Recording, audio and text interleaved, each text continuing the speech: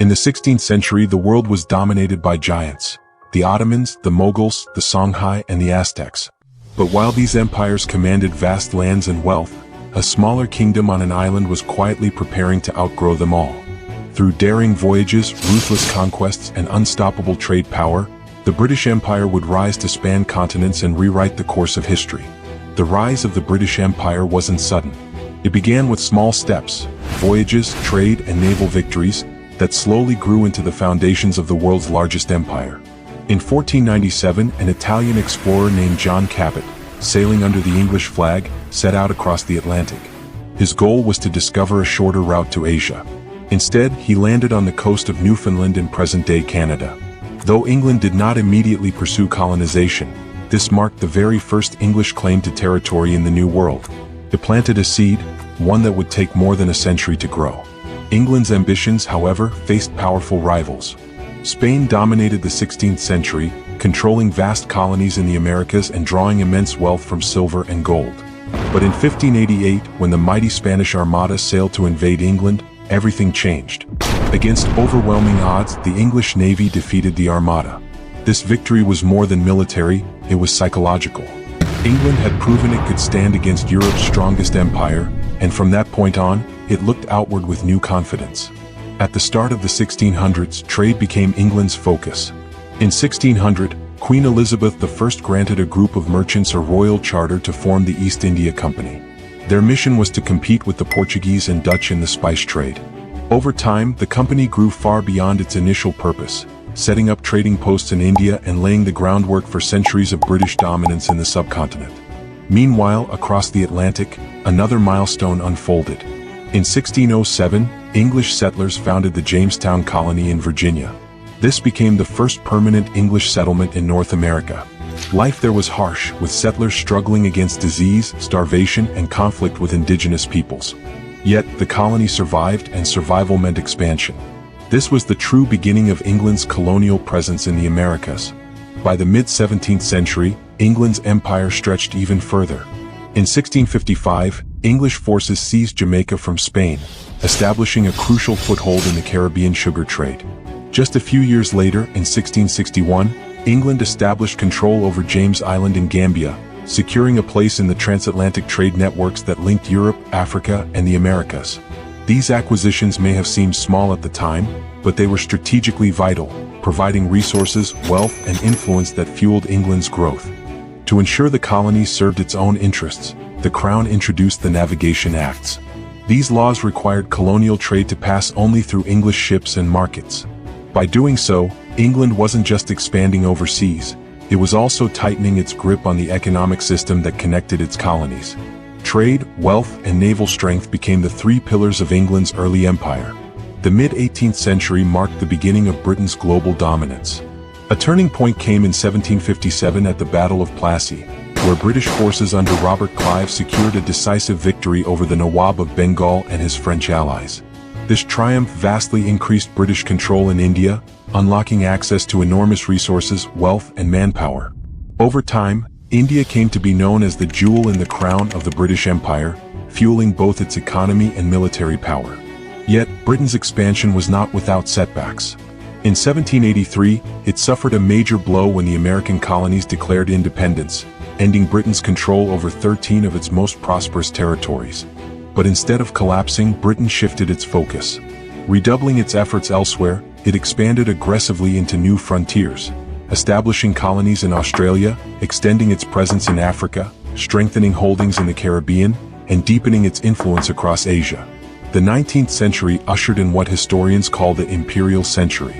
Between 1815 and 1914, Britain experienced an unparalleled phase of growth.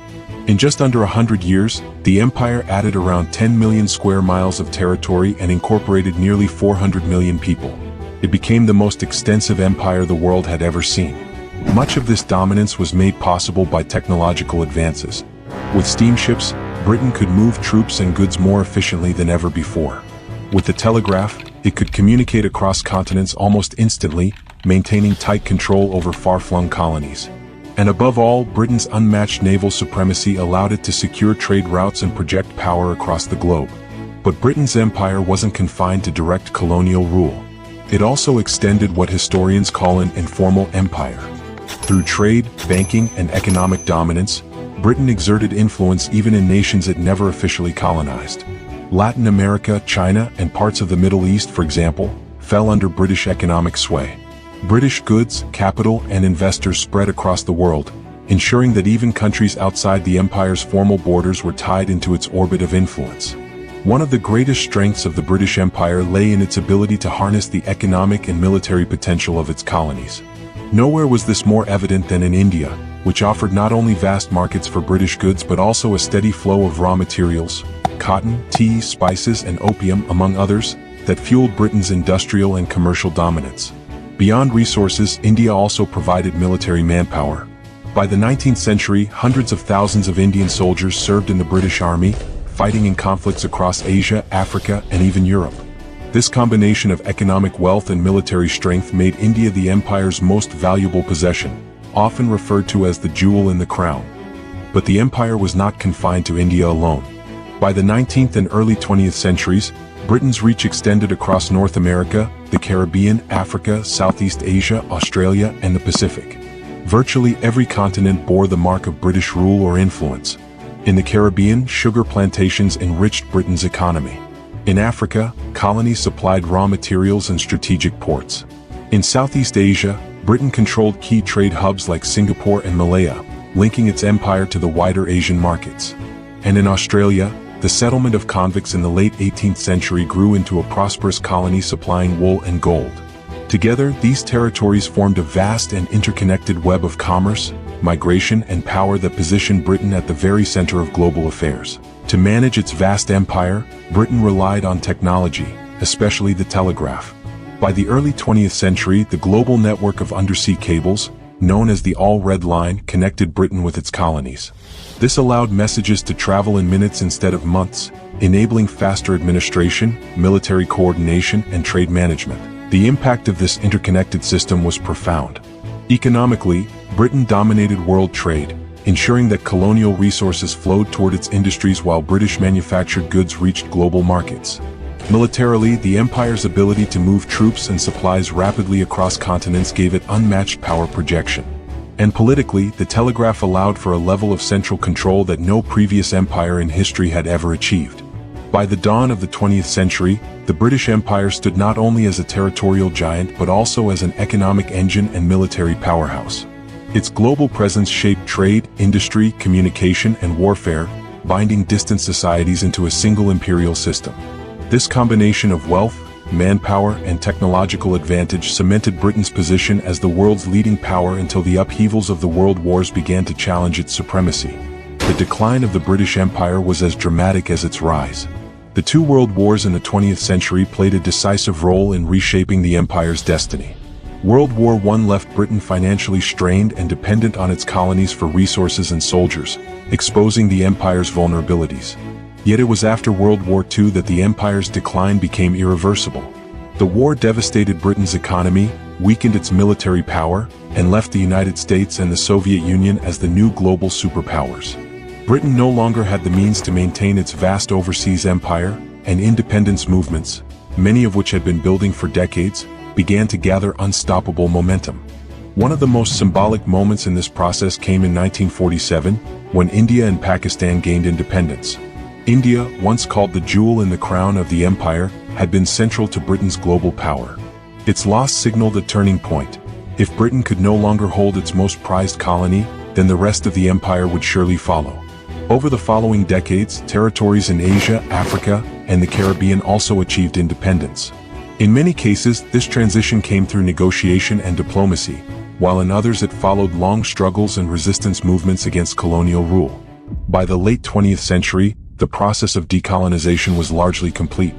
Former colonies became independent nations, but many chose to maintain ties with Britain through a new voluntary association known as the Commonwealth of Nations. Unlike the Empire, the Commonwealth was not built on conquest or control, but on cooperation and shared history. Today, it includes countries across every continent, linked by cultural and diplomatic bonds rather than imperial authority. Yet even as the Empire dissolved, its legacies remain deeply embedded in the modern world. The English language has become the global lingua franca, spoken by billions of people. Legal systems in many countries, from India to Canada to Australia, are still based on English common law. Parliamentary democracy, as practiced in Britain, inspired political systems across the globe. And cultural influences, from literature to sport, continue to carry a distinctly British imprint. The British Empire may have formally ended, but its impact has not. What began as a small island kingdom's push for exploration and trade grew into the largest empire in history. And even in decline, its legacies in language, law, politics, and culture still shape the world we live in today. The story of the British Empire was never simple. It was driven by adventure and ambition, fueled by commerce and technology, but also marked by violence and the struggles of power politics. In the end, its legacy profoundly shaped the modern world, a world still living in the shadow of its rise and fall.